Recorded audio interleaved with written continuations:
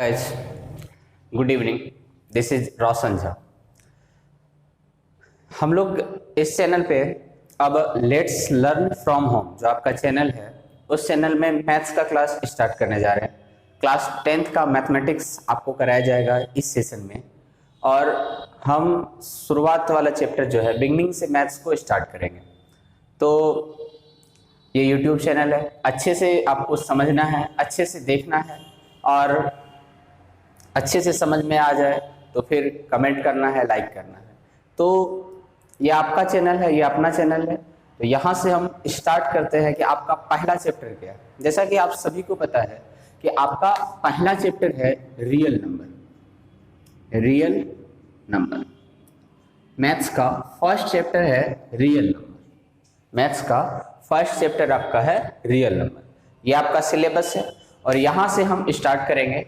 पहले हम real number पढ़ेंगे, फिर उसके बाद जो अगला चैप्टर होगा उनको पढ़ेंगे, फिर अगला चैप्टर जो होगा उनको देखेंगे। तो धीरे धीरे हम सारे कुछ को एक एक करके अध्ययन करेंगे। पहले बिना कुछ ज्यादा बोले आज हम स्टार्ट करते हैं रियल नंबर को। रियल नंबर, तो रियल नंबर के बारे में आप जानिए। आपने पढ़ा होगा 9th क्लास में, रियल नंबर दो टाइप्स के होते हैं। एक होते हैं रियल नंबर और एक होते हैं इमेजिनरी नंबर। एक होता है रियल नंबर और एक होता है इमेजिनरी नंबर। रियल नंबर मतलब एक ऐसा नंबर जो कि रियल हो, मतलब जिनका कुछ ना कुछ हमको पढ़ना है। इस 10th क्लास में हमको रियल नंबर के बारे में पढ़ना है। रियल नंबर के बारे में पढ़ना तो आपको पूरा रियल नंबर के बारे में तो पता चल ही जाएगा, लेकिन आप इमेजिनरी नंबर के बारे में सोचिए जो कि आप लोगों को नहीं पढ़ना है। थोड़ा सा हम इमेजिनरी नंबर को देखते हैं कि आखिर ये इमेजिनरी नंबर क्या होता है, जो कि रियल नंबर के साथ दूसरा काइंड्स होता है नंबर का। नंबर दो टाइप्स के होते हैं, एक रियल नंबर, दूसरा इमेजिनरी नंबर।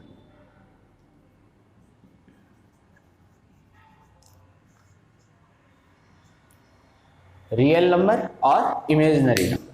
तो रियल नंबर के बारे में तो हम बहुत सारा चीज अध्ययन करेंगे, लेकिन आप थोड़ा सा आज इमेजिनरी नंबर के बारे में जान लीजिए कि आखिर ये क्या होता है, जो हमारे सिलेबस में तो नहीं है, लेकिन 11th में जब आप जाएंगे तो इमेजिनरी नंबर के बारे में ज्यादा विस्तृत अध्ययन करेंगे, क्योंकि 11th क्लास में इसके बारे में बहुत ज्यादा चीज आपको मिलेगा पढ़ने के लिए। तो थोड़ा सा इसका टीजर देख लेते हैं कि आखिर ये इमेजिनरी नंबर होता क्या है।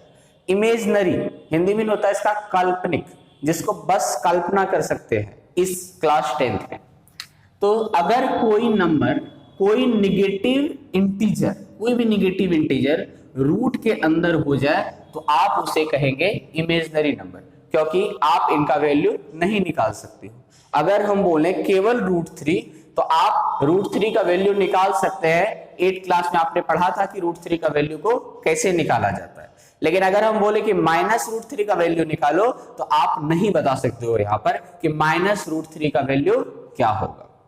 तो ये इमेजिनरी नंबर है जो आपके सिलेबस में नहीं, नॉट इन सिलेबस। तो कोई भी नंबर, कोई भी इंटीजर्स, नेगेटिव इंटीजर्स जो रूट के अंदर हो, वो आपका इमेजिनरी नंबर हो जाएगा। इवन -√4 रहेगा तो वो भी, क्योंकि 4 का रूट ना 2 होता है, -4 का रूट तो 2 नहीं होता, -6 एवरीथिंग, ये सारा आपका हो जाएगा इमेजिनरी नंबर। तो थोड़ा सा हम आपको दिखा दिए कि इमेजिनरी नंबर क्या होता है। आपसे अगर आप जानना चाहेंगे, कोई आपसे पूछेगा तो आप बता सकते हैं कि इमेजिनरी नंबर ऐसा नंबर होता है, कोई भी नेगेटिव इंटीजर्स अगर अंडर रूट हो जाए तो that is called imaginary number. Imaginary number is a number जिसमें कि आपका कोई भी इंटीजर्स माइनस में है और रूट के अंदर भी है, तो वो आपका इमेजिनरी नंबर है। चलिए अब हम लोग जानते हैं जो अपना लोगों का सिलेबस है रियल नंबर। यहां से हम स्टार्ट करते हैं रियल नंबर को। आज का क्लास थ्योरी बेस्ड होगा। कल से हम आपको, यानी अगला सेशन जो होगा उसमें हम एनसीईआरटी का सारे क्वेश्चंस को करवाएंगे। A to Z solutions of NCERT हम करवाएंगे आपके लिए, और अदर बुक से आप क्वेश्चन को बनाएंगे। जो भी दिक्कत होगा उसको कमेंट सेक्शन में आप डाल सकते हैं, लेकिन एनसीईआरटी का सारा question A to Z solution हम आपको करवाएंगे। आज का क्लास इंट्रोडक्शन क्लास है मैथमेटिक्स का, और साथ ही साथ पहला एक्सरसाइज जो है आपका, पहला चैप्टर जो है रियल नंबर, उनका थ्योरी को जान लेते हैं। ये सब चीज आप 9th क्लास में पढ़े थे, हम बस आपको एक बार रिकैप कर देते हैं। रियल नंबर 2 टाइप्स के होते हैं, एक होते हैं रेशनल नंबर और एक होते हैं इरेशनल नंबर। बहुत अच्छे तरीके से आप इनको जानते होंगे अगर आप 9th क्लास को पढ़े होंगे। तो रेशनल नंबर और इरेशनल नंबर। रेशनल नंबर क्या होता है? ऐसा नंबर जिसे आप p बाय q के फॉर्म में लिख सकते हैं।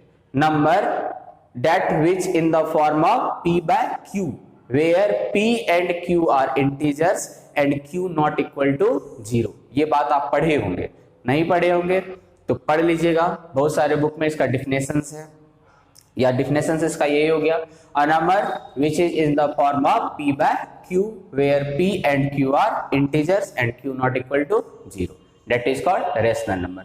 और इसी का अपोजिट जो p by q के रूप में ना हो, जहां पे p और q इंटीजर्स ना हो, वो आपका हो जाएगा इरेशनल नंबर। तो कुछ एग्जांपल्स देखते हैं रेशनल नंबर का। तो रेशनल नंबर जैसे कि आपको हम केवल 5 बोलेंगे, तो 5 क्या है आपका? 5 इज एन इंटीजर। इंटीजर क्या होता है? इंटीजर एक ऐसा नंबर होता है जो पूरा पूरा होता है, जैसे 1 2 3 4 5 ऑल्स आर इंटीजर। 5 मतलब पूरा 5, तो इसका मतलब 5 इज कॉल्ड इंटीजर। इंटीजर में भी निगेटिव, में भी पॉजिटिव, में भी जीरो, इंटीजर सब होता है। इंटीजर्स 3 टाइप्स के होते हैं, positive, negative and zero. Positive integers, negative integers, zero integers. इसका मतलब 5 आपका इंटीजर है और all integers are rational number. थोड़ा सा हम लिख देते हैं इसके बारे में, तब आप समझिएगा कि रेशनल नंबर जो होते हैं वो कौन कौन होते हैं। रेशनल नंबर आपका इंटीजर भी हो सकता है and fractions, integers and fractions. all integers are rational number and all fractions are also rational number। all integers are rational number, all fractions are rational number। integer में आपका 1 हो गया, 2 हो गया, 3 हो गया, 4 हो गया, 5 6 7, माइनस में भी हो सकता है, -1 -2 इवन 0 भी, ये सारी चीज आपका क्या है? इंटीजर्स। और फ्रैक्शन जो a बाय b के फॉर्म में होता है, और a बाय b पॉजिटिव होता है, इसमें फ्रैक्शंस पॉजिटिव होते हैं, जैसे 2/3, 5/4, 7/9 एक्सेट्रा, ये सारे आपका फ्रैक्शंस है। इंटीजर मतलब जो पूरा पूरा नंबर है, और फ्रैक्शंस जो कि फ्रैक्शन में है, a बाय b के फॉर्म में है, where a by b are natural number. इसमें नेचुरल नंबर होता है a और b, और इसमें पूरा पूरा नंबर होता है। तो यहां से आप समझिए कि 4 भी आपका रेशनल नंबर है और 5/4 भी आपका रेशनल नंबर है। 4 इसलिए रेशनल नंबर है क्योंकि 4 इंटीजर्स है, 5/4 इसलिए रेशनल नंबर है क्योंकि 5/4 फ्रैक्शंस है। All integers are rational number and all fractions are also rational number. Then what is rational number? Rational number is a number in which we can write a number in the form of p by q where p and q both are integers। यहां पे आप fraction को देखिए 2/3, या 2 भी integer है, 3 भी integer है, p ऊपर का भी इंटीजर्स होना चाहिए, नीचे का भी इंटीजर्स होना चाहिए, तो आप उनको क्या कहेंगे? Rational number. और अगर ऊपर इंटीजर नहीं है, नीचे इंटीजर है, या ऊपर भी इंटीजर नहीं है, नीचे भी इंटीजर नहीं है, तो आप इनको रेशनल नहीं, इनको आप क्या कहोगे? इररेशनल। इरेशनल नंबर किसको कहते हैं? p बाय q के फॉर्म में नहीं लिखा जाता, अगर लिख भी दो तो p बाय q इंटीजर्स नहीं होगा। देखिए p √3 not an integer, √3 integer नहीं है, क्योंकि हम आपको बताया कि इंटीजर क्या होता है? इंटीजर वो होता है जो कि पूरा पूरा नंबर होता है, तो √3 पूरा पूरा नंबर नहीं है, तो ये इंटीजर नहीं है, इसीलिए क्या हो गया? Irrational number. समझ के बात को। एक क्वेश्चन आता है, क्या 0 रेशनल नंबर है? क्या 0 आपका रेशनल नंबर है? तो देखते हैं 0, तो 0 को तो आप 0/1 लिख सकते हैं, 0 को आप 0/1 लिख सकते हैं। अब देखते हैं क्या दोनों इंटीजर है? 0 इज आल्सो इंटीजर, अभी पढ़ा है। 0 क्या होता है? इंटीजर होता है। 1 इज आल्सो एन इंटीजर, 1 भी क्या होता है? आपका इंटीजर होता है। तो p बाय q के फॉर्म में है, p और q दोनों इंटीजर्स है। q नॉट इक्वल टू 0 मतलब डिनोमिनेटर आपका 0 नहीं होना चाहिए, तो डिनोमिनेटर मेरा यहाँ पे 0 नहीं है, डिनोमिनेटर क्या है उनसे कोई फर्क नहीं पड़ता है, इसी कारण से 0 आपका क्या होगा?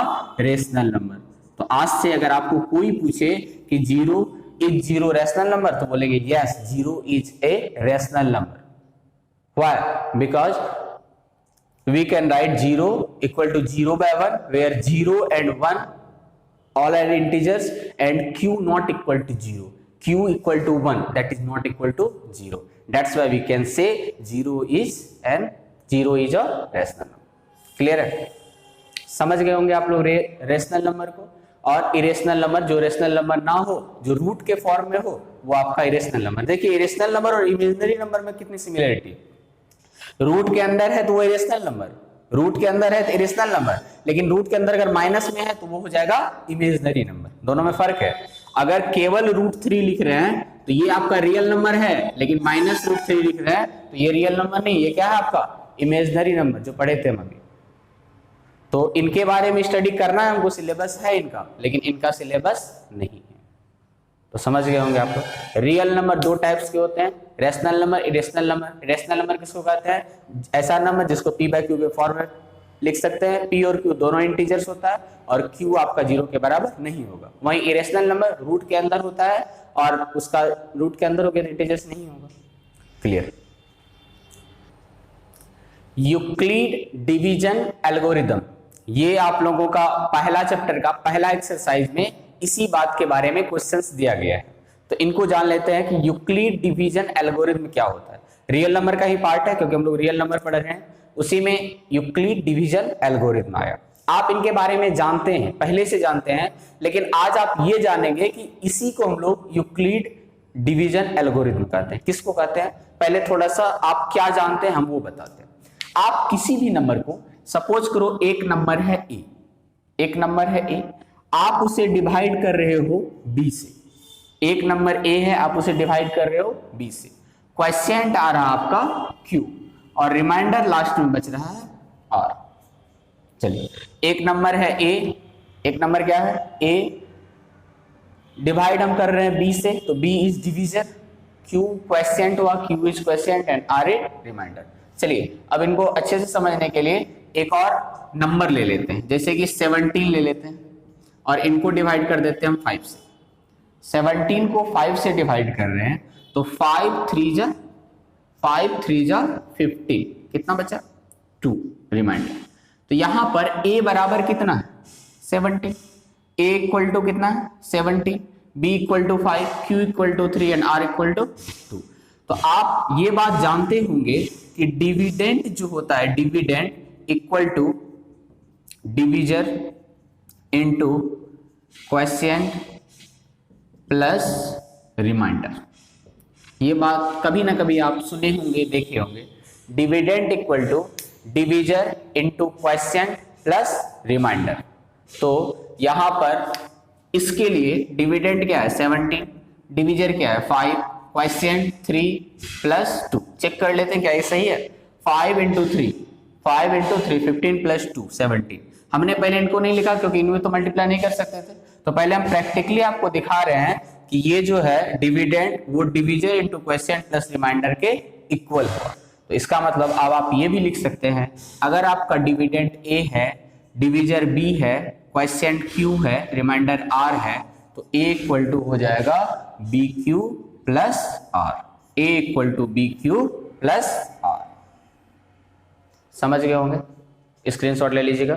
Dividend equal to divisor into quotient plus remainder. अगर डिविडेंड a है, डिविजर b है और क्वोशिएंट आपका q है, रिमाइंडर r है, तो a इक्वल टू होगा bq प्लस r। अब ये यूक्लिड डिवीजन लेमा पूरा नहीं है, ये है, लेकिन इसमें और कुछ चीज ऐड होगा। क्या ऐड होगा उनके बारे में हम आपको यहां पर बताते हैं, थोड़ा देखिएगा। हम कोई भी नंबर को जैसे कि 3 से ही डिवाइड करते हैं 17 को, तो यहाँ पे होगा 5, यहाँ पर होगा 15, यहाँ बचेगा 2। एक और नंबर ले लेते हैं, 3 से डिवाइड करते हैं हम 16 को, 3 से 16 को कर रहे हैं 5 जा में 15, 1 बचा। 3 से डिवाइड कर रहे हैं हम 22 को या 23 को, तो 23 को कर रहे हैं तो 3 7 जा 21, कितना बचा 2। आप 3 से किसी भी नंबर को डिवाइड करो, आप 3 से किसी भी नंबर को डिवाइड करो। यहाँ पे हम एक 3 ले रहे हैं, आप आगे भी देखेंगे कि 3 के अलावा भी आप कुछ ले सकते हैं। तो 3 को हम किसी भी नंबर से डिवाइड कर रहे हैं तो हम क्या देख रहे हैं कि रिमाइंडर या तो 1 आ रहा है या 2 आ रहा है या फिर 0। जैसे 3 से अगर हम 15 को डिवाइड करें तो 3 5 जा 15, पूरा पूरा कैंसिल हो जाएगा, मतलब यहाँ पे रिमाइंडर कितना बच रहा है 0। तो आप ये देखिएगा कि 3 से डिवाइड करने पर रिमाइंडर या तो 0 आएगा या 1 आएगा या 2 आएगा। हमेशा 3 से डिवाइड करने पर रिमाइंडर 0 आएगा, 1 आएगा, 2 आएगा। और फिर आप 5 से किसी नंबर को डिवाइड करिएगा तो आप देखिएगा रिमाइंडर या तो 0 होगा या 1 होगा या 2 होगा या 3 होगा या 4 होगा। इससे क्या सीख रहे हैं आप? 6 से किसी नंबर को डिवाइड करके देखो तो उसमें पता चलेगा कि या तो रिमाइंडर 0 होगा, 1 होगा, 2 होगा, 3 होगा, 4 होगा, 5 होगा, 5 तक ही होगा। यहां से आप ये चीज सीख रहे हैं कि मेरा रिमाइंडर बी से, मतलब रिमाइंडर डिविजर से एक कम तक होगा। रिमाइंडर आपका बी से एक कम तक, 3 मेरा बी है यहां पर, तो 3 से डिवाइड करने पर रिमाइंडर 2 तक, 6 से डिवाइड करने पर रिमाइंडर 5 तक, 7 से डिवाइड करने पर रिमाइंडर 8 तक, 11 से किसी नंबर को डिवाइड करेंगे तो रिमाइंडर 10 तक। ये प्रैक्टिकल है, आप करके देखिएगा। किसी भी नंबर को ले लो, किसी नंबर से डिवाइड कर दो, रिमाइंडर देखना हमेशा उनसे छोटा होगा जिनसे हम डिवाइड कर रहे हैं। तो इनका कहने से ये समझाने का मेरा तात्पर्य ये हुआ कि अब आप ये देख सकते हैं कि हमेशा रिमाइंडर जो है, रिमाइंडर वो लेस देन होगा किनसे? बी से। रिमाइंडर हमेशा लेस देन किनसे होगा? बी से। मतलब बी क्या है? यहां पर डिविजर है, डिविजर से हमेशा छोटा होगा। लेकिन आप ये देख रहे हैं कि रिमाइंडर किसके बराबर हो रहा है? रिमाइंडर 0 के बराबर भी हो रहा है और 0 से बड़ा भी हो रहा है। 0 भी हो रहा है, 1 भी हो रहा है, 2 भी हो रहा है, और b जहां तक है उनसे एक कम तक हो रहा है। मतलब ये बनेगा यूक्लिड डिवीजन लेमा कि r जो है, रिमाइंडर जो है 0 से शुरू होकर के b के एक कम तक होगा। यानी हम अगर किसी नंबर को 7 से डिवाइड कर रहे हैं तो 0, 1, 2, 3, 4, 5, 6 रिमाइंडर हो सकता है। तो यूक्लिड डिवीजन लेमा पूरा क्या कहता है? यूक्लिड डिवीजन लेमा है a equal to B Q plus R where r equal to greater than equal to 0 and less than b। ये पूरा टर्म मिल करके यूक्लिड डिवीजन एल्गोरिथम कहलाता है। समझ गए होंगे आप लोग? यूक्लिड डिवीजन एल्गोरिथम क्या होता है? a equal to B Q plus R where 0 is greater than less than equal to remainder less than b, यानी डिवीजर। समझ गए? चलिए अब एक बात और देखते हैं। यहां पर हम क्या देखते हैं? ये यूक्लिड डिवीजन एल्गोरिथम था, पहला चैप्टर का थ्योरी यहां पर खत्म होता है। अब एक्सरसाइज आप बना सकते हैं। हम कुछ बात और आपको बता देते हैं। क्या बताते हैं? हम 6 से किसी ऑड नंबर को डिवाइड कर रहे हैं। हम ऑड इवेंट जान रहे हैं आप, तो 6 से हम ऑड नंबर 19 को, 6 से 21 को, 6 से 35 को, किसी भी ऑड नंबर को तुम 6 से डिवाइड करो तो 6 से ऑड नंबर को डिवाइड करने पर आपका रिमाइंडर यहां पे देखिए 3 कैंसिल हो जाएगा, 18 1 बचेगा। यहां पर कितना 3, तो 18 कितना बचा 3, यहां पर 5 30 कितना बचा 5, 1 3 5, कुछ भी कर लो, कुछ भी कर लो। लेकिन ऑड नंबर को जब हम 6 से डिवाइड करेंगे तो रिमाइंडर मेरा ऑड ही आएगा। ये सब बात क्वेश्चन बनाने में काम आएगा आपका कि 6 से किसी भी ऑड नंबर को हम डिवाइड कर रहे हैं तो रिमाइंडर मेरा क्या आ रहा है? ऑड आ रहा है। और 6 से किसी भी इवन नंबर को आप डिवाइड करोगे तो आपका रिमाइंडर क्या होगा? इवन। तो अगर आपको सिर्फ ये कहे कि एक नंबर है, बस आपको सिंपली ये कहे एक नंबर है a, यानी डिविडेंड कितना है? a, dividend equal to a and divisor equal to 6, divisor equal to 6, dividend equal to a, divisor equal to 6, then what is remainder? What will be remainder? क्या क्या reminder हो सकता है? Reminder क्या क्या हो सकता है? 0 होगा, 1 होगा, 2 होगा, 3 होगा, 4 होगा, 5 होगा। अभी तुरंत पढ़े थे कि 0 से स्टार्ट होकर के डिवीजर के एक कम तक होगा, यानी 0 होगा, 1 होगा, 2 होगा, 3 होगा, 4 होगा, 5 होगा, ये नंबर होगा। लेकिन इसी नंबर में अगर आपको ये कह दे कि डिविडेंड जो है, डिविडेंड कोई ऑड नंबर है, कोई ऑड नंबर है और डिवीजर आपका 6 ही है, डिवीजर आपका कितना है? 6, तो रिमाइंडर क्या होगा? तो आप क्या बोलोगे? डिवीजर रिमाइंडर होगा 1 3 एंड 5, क्योंकि आपने अभी देखा है कि 6 से हम किसी भी ऑड नंबर को डिवाइड करेंगे तो मेरा रिमाइंडर कितना होगा? ऑड नंबर ही होगा। तो इस हो तो छोड़ सकता है, हो तो ये सब सकता है 0 से लेकर के 5 तक, लेकिन इनमें से इवन नहीं होगा क्योंकि आप इवन नंबर को डिवाइड नहीं कर रहे हो।